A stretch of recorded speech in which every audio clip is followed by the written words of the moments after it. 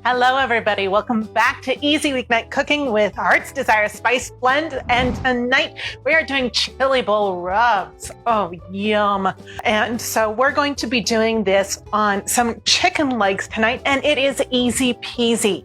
You can't get much more simple. So we've been doing some rub kits with several of our blends in there and a little bit of smoked salt. Beautiful stuff. So tonight what we've done is we've actually put our chicken on the smoker.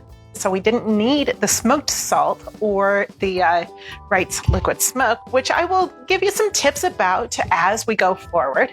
But it is just wonderful stuff. And it's got that great barbecue flavor, that little bit of Tex-Mex in there. It's slightly sweet, slightly salty, some herbiness in there, and gorgeous. So what are we going to need?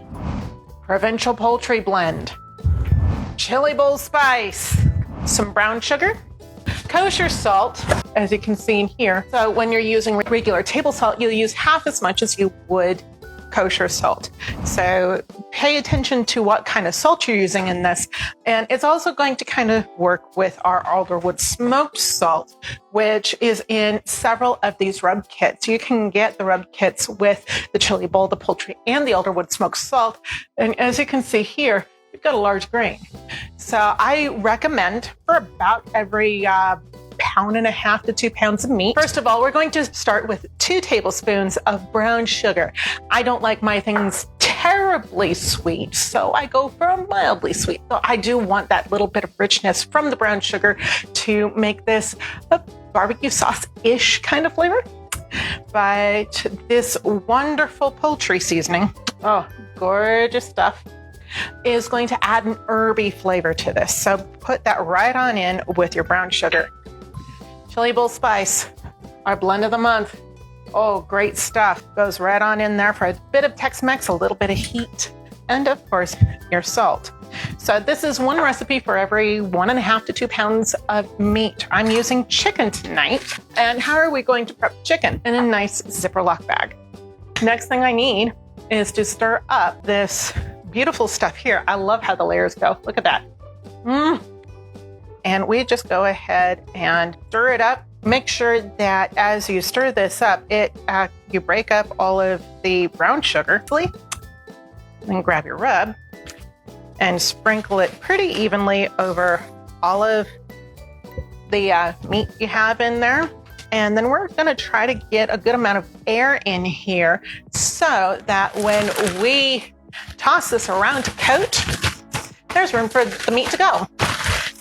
And you want this meat to be able to bounce around in there a little bit, which is why you want a Ziploc bag instead of just any old bag, because you want this thing to stay nicely sealed when you're doing this, because you are just going to try to coat that into all that meat with those beautiful spices.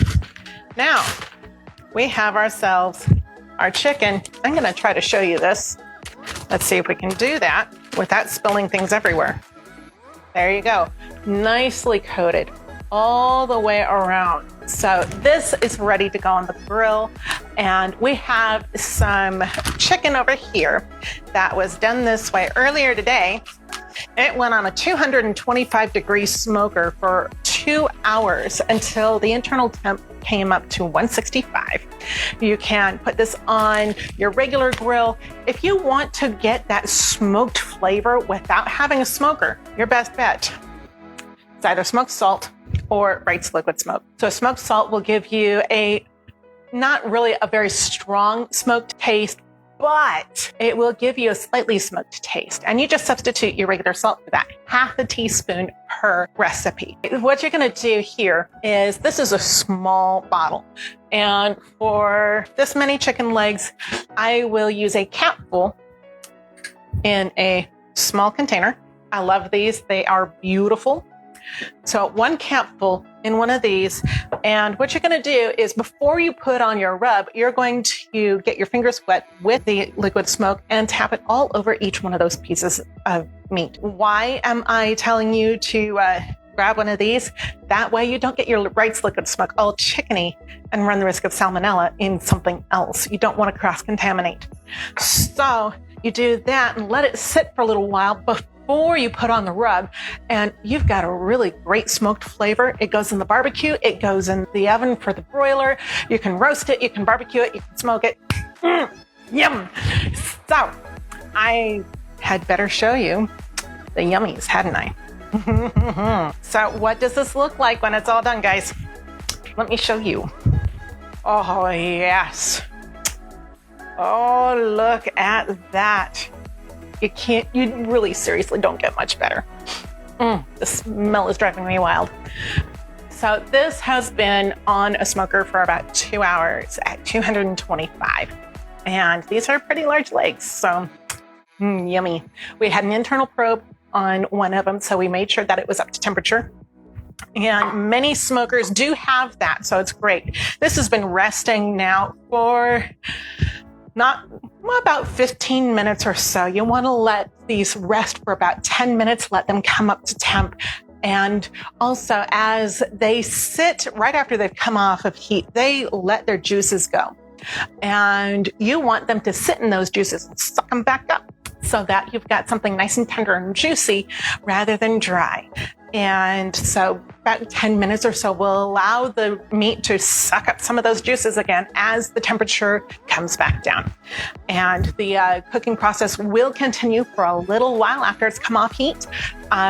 So, as much as 10 degrees, depending on the density of the meat and all that kind of good stuff. So there you have it, chili bowl rubs from Hart's Desire Spice Blends. And I almost forgot. Several of you have been paying attention, and we recently had a lavender festival.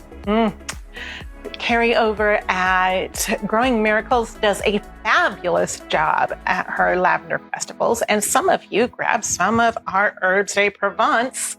This is one of the few jars left over. We've got a few of these going out before we've got somebody else buying up the whole lot, and this does fabulous in this recipe.